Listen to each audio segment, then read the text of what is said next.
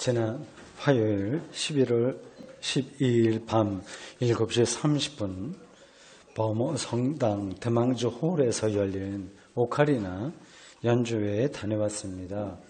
인근에서 몇몇 교우들과 함께 저녁밥을 맛있게 먹고 천천히 범어 성당 마당으로 들어갔습니다. 몇몇 얼굴들 다 기억이 납니다. 모처럼 깊은 가을밤 정취를 대구에서 한복판에서 경험했습니다. 말은 몇 번 들었으나 실제로 그곳에 가본 건 그 날이 처음이었습니다. 이미 날이 어두워진 마당에서 우리는 잠시 주변을 빙 둘러보았습니다. 은은한 조명을 받는 붉은 벽돌의 본당 건물이 우리를 압도하듯이 우뚝 섰고 주변에 몇몇 부속 건물이 둘러서 있었습니다. 한순간 우리는 지금 유럽의 어느 수도원 마당에 들어와 있는 게 아닌가 하는 느낌이 들었습니다. 본당 안으로 들어가 보고 싶은 마음의 굴뚝 같았지만 잠겨 있을 거라는 생각과 공연 시간이 다가와서 그냥 연주회장 안으로 발걸음을 옮겼습니다. 범어 성당에서 받은 인상이 강렬해서 나중에 집에 돌아와 저희 안사람에게 만약 내가 처음으로 종교를 택해야 될 상황이라면 범어 성당 교인이 되고 싶은 마음이 들더라 라고 말했습니다. 품격 있는 종교 건물이 사람들에게 종교심을 불러일으키는 건 자연스러운 현상입니다.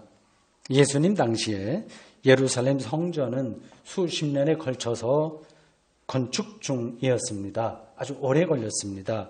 바로 앞에서 말씀드린 범어 성당이나 몇 년 전에 완공된 서울의 사랑의 교회 건물을 상상하면 됩니다.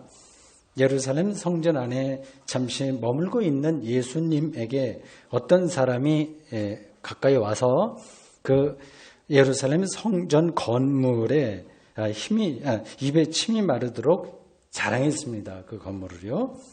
그는 아마 예수님도 당연히 맞장구 치실 거라고 기대했지만 예수님은 예상 밖의 말씀을 하셨습니다. 오늘 설교 본문에 속한 누가복음 21장 6절입니다. 너희 보는 이것들이 날이 이르면 돌 하나도 돌 위에 남지 않고 다 무너뜨려지리라. 이 말씀은 당시에 사람들에게 황당하게 들렸을 겁니다. 그 앞에 서면 모두가 감탄사를 연발할 수밖에 없을 정도로 예루살렘 성전은 화려하고 품격이 있으면서도 종교적 상징이 가득한 건물이고 유대인들의 민족적 정체성을 나타내는 건물이기 때문입니다. 앞에서 이 역사적으로 예루살렘 성전이 이미 2번이나 붕괴된 적이 있습니다. 그 순간을 유대인들은 뼈 아프게 생각하고 있었을 겁니다. 앞으로는 이제 무슨 일이 있어도 지금 짓고 있는 이 예루살렘 성전 이거 무너지지 않게 할 거야. 다짐을 했겠죠. 아무도 이 성전이 무너진다고 하는 것은 생각할 수 없었습니다. 예수님은 무엇을 근거로 그리고 무슨 의미로 예루살렘 성전이 파괴될 것이라고 말씀하신 것일까요? 무슨 근거가 있을까요?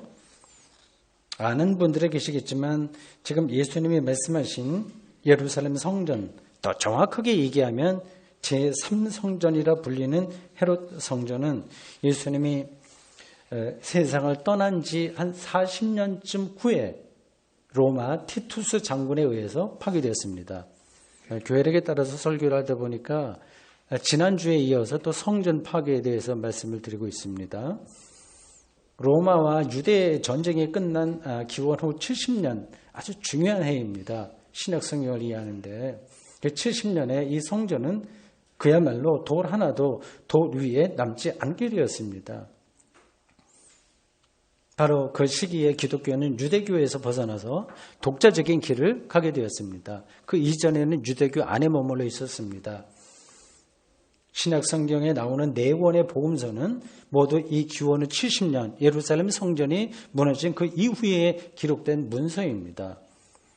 예루살렘 성전 붕괴는 초기 기독교인들에게도, 유대교인만이 아니라 초기 기독교인들에게도 아주 충격적인 사건이었습니다. 세상이 몰락하는 징후로 읽겠습니다. 누가복음 기자는 예루살렘 성전 붕괴를 목격한 상태에서 예수님의 거슬러 올라가서 회상하면서 40년 전에 예수님이 예루살렘 성전 순례할 때의 그 사건을 지금 기록하는 중입니다. 머릿속에 그려지시죠? 생생하죠? 예수님이 40년 후에 일어날 전쟁과 예루살렘 성전 붕괴를 점쟁이처럼 예측하셨다고 말할 수는 없으나 당시 문명의 가장 화려한 꽃이었던 예루살렘 성전의 운명을 정확하게 인식하고 있었다는 사실은 부정할 수 없습니다. 누가복음 기자만이 아니라 마태복음과 이 마가복음, 이 공간복음이라고 하는 예수님을 같은 시각으로 보는 이 세 복음서 기자가 다 이 사건을 똑같이 전하고 있다고 하는 사실에서 이를 확인할 수 있습니다.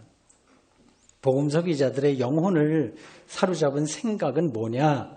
이 사건을 전하면서 뭐냐? 세상의 묵시적 종말입니다. 묵시적 종말이에요. 좀 표현이 어렵죠? 이제 설교 진행되면 그게 어떤 뜻인지 다 들어올 거고, 아는 분들은 또 이미 잘 아실 겁니다. 하나님의 직접적인 통치가 시작하는 묵시적 종말, 에포칼립틱 에스카톨로지라고 하는 묵시적 종말이 오면 예루살렘 성전은 무의미해집니다. 그 종말을 오늘 본문 10절과 11절이 이렇게 묘사합니다. 성경은 그냥 덕담이 아니에요. 종교적 감상이 아니라 세계를 뚫어보는 통찰입니다. 민족이 민족을, 나라가 나라를 대적하여 일어나겠고, 곳곳에 큰 지진과 기근과 전염병이 있겠고, 또 무서운 일과 하늘로부터 큰 징조들이 있으리라. 이런 말씀이 현대인들에게는 진지하게 들리지 않을 겁니다. 지금 세상은 예루살렘 성전보다 더 크고 장엄하고 더 화려하고 품격 있는 이 문명을 발전시키고 있는 중입니다. 그래서 평균 수명도 많이 늘어났고 먹을거리도 더 많아지고, 옛날에는 꿈도 꾸지 못할 해외여행도 그 기회도 쉽게 주어집니다. 아주 쉽게. 제가 잘 알고 있는 어떤 청년은 방학 때마다 외국에 나가요. 아주 쉽게 주어지는 것 같습니다. 일본에 가끔 지진과 해일이 일어나고 우리나라에 돼지 열병이 돌고 젊은이들은 생존을 힘겨워하지만 전체적으로 보면 묵시적 종말의 조짐은 전혀 없습니다.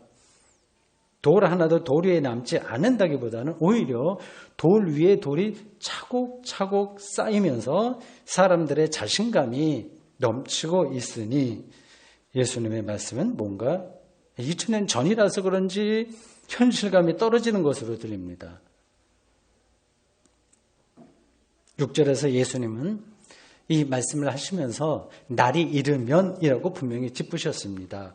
여기서 이 날은 하나님이 정하신 때입니다. 우리가 연대기로 계산하는 시간이 아닙니다. 예를 들어서 남북 통일을 생각해 보십시오.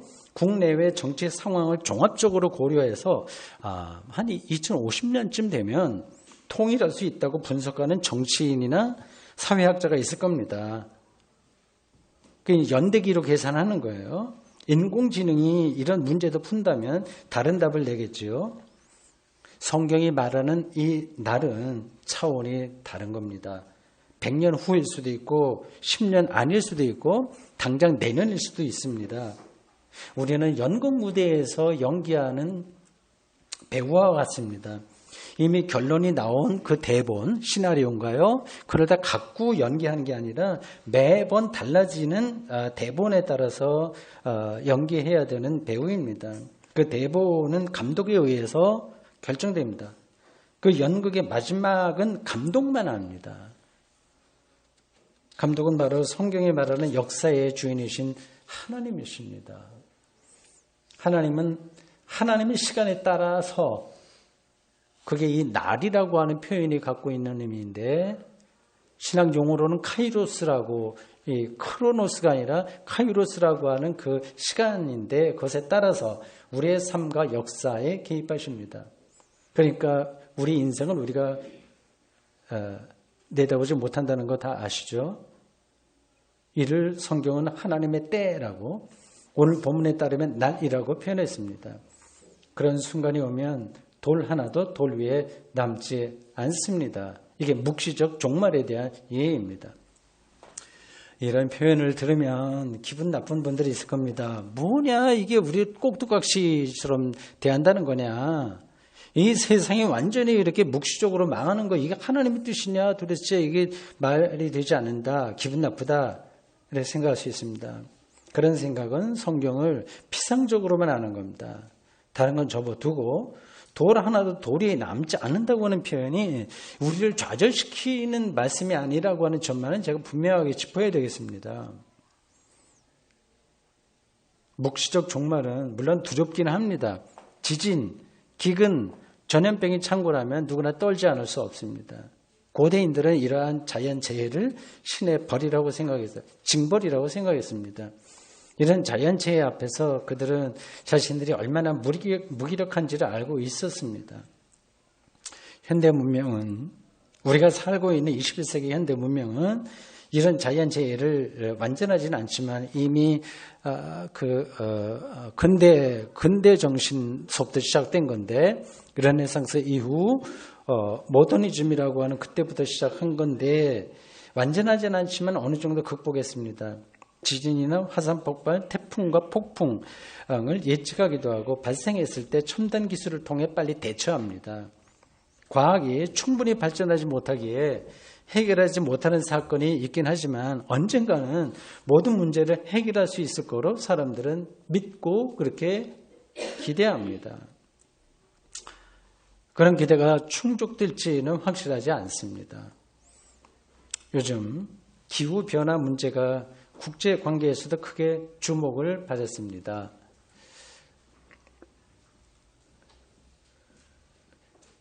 그 어떤 노르웨이인가 어딘가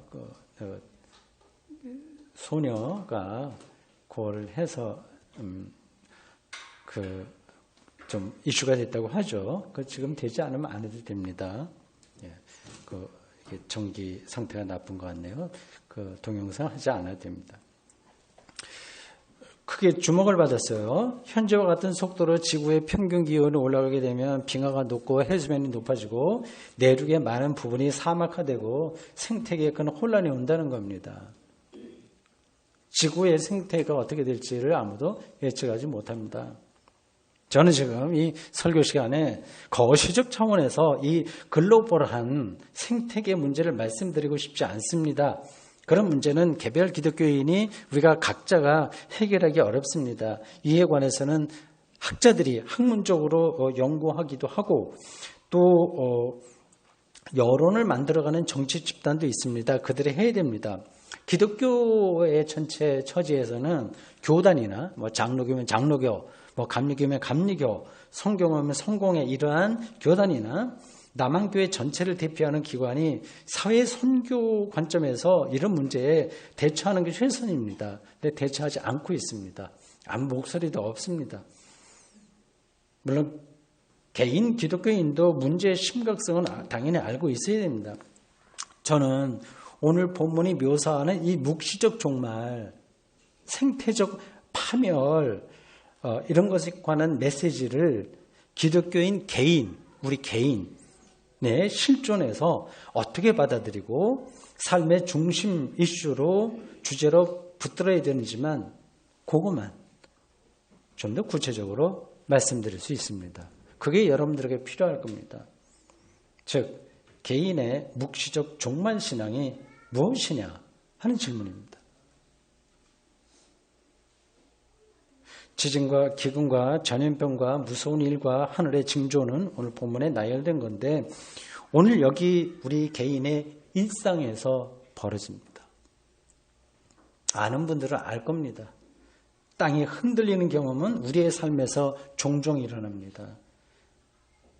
실현당하거나 완전히 다 모든 걸 쏟아부었던 사랑하는 사람인데 실현당하거나 사업이 쫄딱 망하거나 자신의 부끄러움이 드러나는 경우에는 지진이 일어나는 것과 비슷한 일들이 벌어집니다. 이러한 불상사가 일어나지 않는다고 하더라도 나이가 들면 결국 걷지 못하게 될 겁니다. 지팡이에 의지하거나 나중에는 휠체어를 타고 그것도 안 되면 햇살 좋은 거실 한 귀퉁이 의자에 앉아서 시간을 보내다가 우리의 미래예요. 마지막 얼마 동안은 자리를 보존하고 누워 지냅니다. 이러한 일련의 과정은 지진 경험입니다. 걸을 수가 없는 거예요. 기근과 전염병도 마찬가지입니다. 죽을 삼키기도 힘들 정도로 아파 보신 적이 있으신가요? 건강한 사람도 언젠가는 밥을 먹지 못하는 순간이 옵니다. 소화가 안 될 수도 있고 식도가 줄어들어 막힐 수도 있습니다. 좀 더 멀리 내다보면 이 지구가 먹을거리를 생산하지 못할 순간이 온다는 사실도 명백한 사실입니다. 오늘은 2019년 추수감사절입니다. 어떤 마음으로 오늘 예배에 오셨습니까?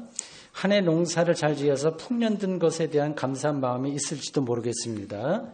근데 우리 교우들은 전업 농사꾼이 아니지만 농사 지은 거 가져오게 했는데 농사지기 좀 있긴 있네요. 앞에 진열되는 거 보니까요. 근데 잘 살펴보면 직접 농사 안 지은 것도 가져온 게 있네요. 전업 농사꾼은 아니지만 마음 많은 농사꾼의 그것과 다를 게 없습니다. 산업화 이후로 현대인들은 농사까지도 산업으로 여깁니다. 투자와 생산의 메커니즘으로 농사를 생각하기에 농사가 바로 생명의 본질이라고 하는 사실을 그냥 말로만 들어서 알지 실제로는 느끼지 못합니다. 스마트폰 시대 젊은이들은 아마 스마트폰에서 쌀도 나오고 과일도 나온다고 생각할 겁니다. 주문하면 다 나오잖아요. 가상현실에 익숙해졌기에 그 조그만 씨가 땅에 떨어져서 시간이 지나면 싹이 나고 잎과 꽃을 피워 결실을 보는 과정이 얼마나 신비로운지 놀라 자빠질 수밖에 없는 일들인지, 그리고 우리 인간도 그런 과정에 포함된다는 사실을 씨앗에서 시작해서 이렇게 지금 열매를 맺고 있다고 하는 사실이 얼마나 놀라운지를 눈치채지 못하는 겁니다. 이런 방식으로 계속 살면 아무리 좋은 집에서 럭셔리하게 살아도 그 실제의 삶에서는 점점 멀어집니다. 추수감사절은 풍년에 대한 감사를 새기는 날이 아닙니다. 그런 감사는 유대 선지자들이 저항했던 바알 숭배입니다. 많이 생산하고 많이 아이들 낳고 풍요, 이건 우상 숭배, 바알 숭배입니다. 추수감사의 본질은 우리 이제 미국의 청교도들이 가서 한 전통에 따라서 오는 건데, 그 본질은 흉년인데도 불구하고 하나님이 우리의 생명을 지켜주신다는 사실에 대한 감사이자 찬양이고 희망이고 기도입니다. 이런 찬양과 기도는 돌 하나도 돌 위에 남지 않는 날이 온다는 사실에 대한 심각한 각성에서만 나옵니다. 공기가 허파로 들어가는 우리 기도 있죠. 기도가 하루 이틀 다르게 하루에 0.1mm씩 줄어든다고 생각해 보십시오. 식도가 또 이렇게 좁아질 수도 있습니다. 아니, 먹는 행위마저 기억나지 않는 상태에 떨어졌다고 생각해 보십시오. 오늘 하루의 숨쉬기와 일용할 양식과 오늘의 이 시간과 공간 안에서 드리는 예배가 그제서야 황홀하게 경험될 겁니다. 이런 점에서 돌 하나도 돌 위에 남지 않는다는 이 묵시적 종말 메시지가 어떤 이들에게는 아주 당황스러운 죽음의 심판이겠지만 우리에게는 구원의 소식입니다. 이런 신앙에서만 오늘 우리는 살아있다라는 사실을 충만하게 경험할 수 있기 때문입니다.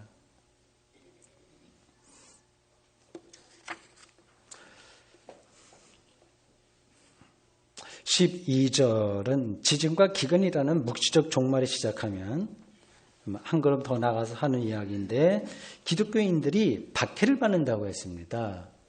아마 70년 이후에 받은 박해를 주로 이야기하는 것 같습니다. 인간성이 말살되는 때입니다. 하나님을 거부하는 때입니다. 악이 보편화되는 때입니다. 어려운 이들을 이 사회적으로 아주 극단적인 나락에 떨어진 그 마이너리티들을 외면하는 각자 도생을 당연하게 여기는 때입니다. 이런 때 하나님의 뜻에 순종하는 사람들은 박해당할 수밖에 없습니다. 돈이 지배하는 세상에서 저항하다 보면 여러 가지 불이익을 당할 수 있습니다. 대다수 교회가 최고 가치로 여기는 교회 성장에 저항하는 교회 역시 현실적인 어려움을 당할 수 있습니다. 번듯한 교회당에 다니는 신자들에게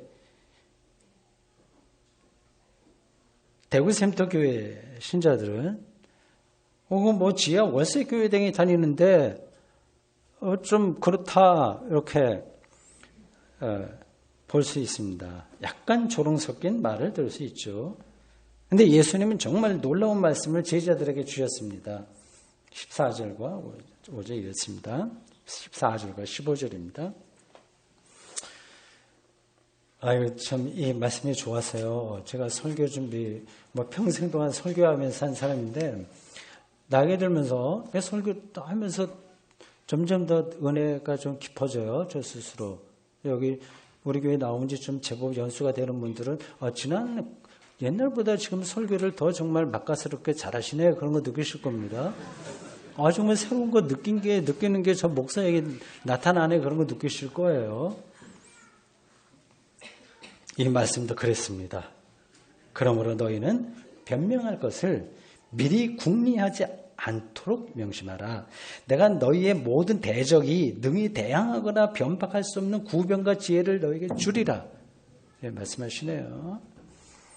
절체절명의 순간에는 뭔가를 생각해서 막 계산해갖고 대응할 수가 없습니다. 대응할 수 없어요. 속에 이미 내재해 있는 말과 행동이 저절로 나와야 됩니다. 하나님을 믿는 사람은 묵시적이고 종말론적인 절체절명의 순간을 늘 준비하는 사람으로 살기에 돌 하나도 도리에 남지 않는 상황을 미리 걱정할 필요가 없어요. 우리를 파괴하는 대적이 어떤 것인지는 다 다른데 대적이 그들이 거부할 수 없는 구변과 지혜를 제자들에게 주신다는 주님의 말씀이 바로 이것을 의미합니다. 더 노골적으로 말씀드리면 우리가 죽을 때 어떻게 대처할지 당황하지 않을 수 있다고 하는 뜻입니다. 여러분도 다 그런 차원의 일은 올라간 신앙인이 되고 싶겠지요. 이렇게 하려면 우리의 평생 삶이 주님에게 연결되어 있어야 되고 가능한 한 더 가까이 가야 됩니다. 어두운 길을 가려면 등불에 가까이 가는 수밖에 없는 거예요. 아무리 눈을 뜨고 보려고 하더라도 그거는 불가능한 겁니다. 빛에 가까이 가는 게 최선입니다. 이런 영적 수행 없이 믿기만 하면 된다고 하니까 그건 나 이제 죽어서 천국 갈 거야. 또는 그때 가면 어떻게 되겠지 하는 생각에 머물러 있다면 그 결정적인 순간에 아주 추하거나 부끄러운 모습을 보이고 말 겁니다. 구변과 지혜가 내면에 없으니까 말을 더듬든지 겁에 질리거나 자포자기 하겠죠.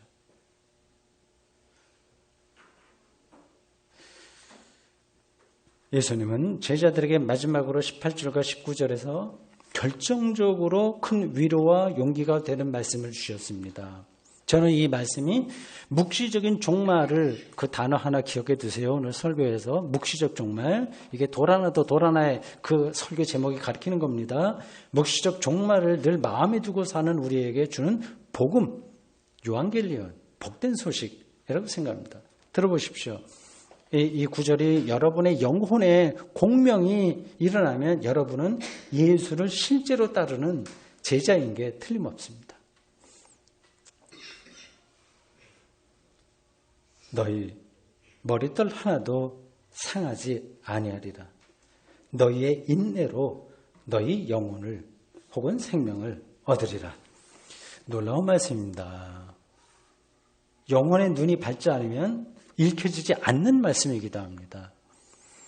지진과 기근이 일어나고 기독교 신앙으로 인해서 박해받고 불이익을 받고 16절과 17절에 따르면 가까운 사람들, 가족에게 마저 배신당하고 미움을 받아도 우리의 머리털까지 손상당하지 않고 구원받는다고 말씀했습니다. 머리털은 불에 닿기만 해도 없어질 정도로 약합니다. 근데 머리털 하나도 상하지 않는다는 말은 예수 그리스도를 통한 구원이 세상의 구원과 완전히 차원을 달리한다는 뜻입니다. 가장 기초적인 기독교 교리로 말씀드린다면 우리는 예수 그리스도로 인해서 죄와 죽음으로부터 자유를 얻었습니다. 이 자유는 세상의 재물과 사회적 지위를 통해서 고상한 인격을 통해서 주어지는 약간의 위로가 아닙니다. 세상의 조건에 따라서 일비하는 게 아니라 하나님만이 주실 수 있는 안식을 누리는 자유입니다. 대개 기독교인들은 이런 자유와 안식을 누리고 싶으나 조금 교회 다니고 노력을 해도 잘 되지 않으니까 중도에서 아예 포기합니다. 그게 있는 것 같기도 하고 아닌 것 같기도 하고 하다 되게 포기합니다. 왜 그럴까요? 오늘 본문 19절에 따르면 인내하지 않기 때문입니다. 신앙의 깊이로 들어가는 인내심이 없다는 겁니다. 물리학자가 되려는 청소년이 곱하기 빼기 뭐 그런 건 하는데 미분과 적분을 공부하지 않으려는 모습하고 비슷한 거예요. 어떻게 물리학의 세계에 들어가겠습니까? 신앙의 세계에서도 인내하지 않으면 생명을 얻지 못합니다. 구원받지 못한다는 얘기 아니라 그 깊이로 들어가지 못한다는 뜻입니다. 사랑하는 성도 여러분, 오늘 우리는 2019년 추수감사절 예배를 함께 드리고 있습니다. 참된 의미에서 추수감사절 예배에 여러분들이 참여하려면 다음에 두 가지 사실을 진지하게 생각해야 됩니다. 오늘 설교의 요약입니다. 하나는 돌 하나도 돌 위에 남지 않는 순간이 곧 다가온다는 사실. 아니 이미 영혼의 눈으로 볼 수 있는 사람에게는 이미 왔다는 사실입니다. 다른 하나는 그런 순간에도 예수의 제자들은 머리털 하나도 상하지 않기에 무슨 말을 해야 할지 걱정하지 않는다는 사실입니다. 아멘. 주님, 오늘 저희들 누가복음 기자가 전해준 우리가 너무 거리가 멀어서 옛날 말씀이기도 하고 또 묵시적 문학으로 전달된 거라서 이해하기 힘드나 그러나 우리에게 전달되는 아주 귀한 말씀을 들었습니다. 참 세상을 살면서 이거저거 생각할 것도 많고 해결해야 될 것도 많고 때에 따라서는 잘 우리의 인생이 정리돼서 나가는 것 같기도 하고 어떤 때는 이리 엉키고 저리 엉키고 뒤죽박죽 되기도 하고 많은 노력을 했으나 특별히 또 기독교 신앙 안에서 살기는 하나 그 정수, 그 근본을 우리가 놓칠 때가 많이 있습니다. 오늘 이렇게 특별히 성전에서 있었던 예수님의 말씀을 통해서 절체절명의 순간과 그러나 제자들에게 주는 그 예수님을 통한 안식, 자유, 해방 그리고 걱정하지 않음 그 말씀을 듣게 하시니 감사드립니다. 오늘 이렇게 금년에도 추수감사절 예배에 우리 함께 참여하게 된 것을 진심으로 감사드리며 예수님의 이름으로 기도합니다. 아멘.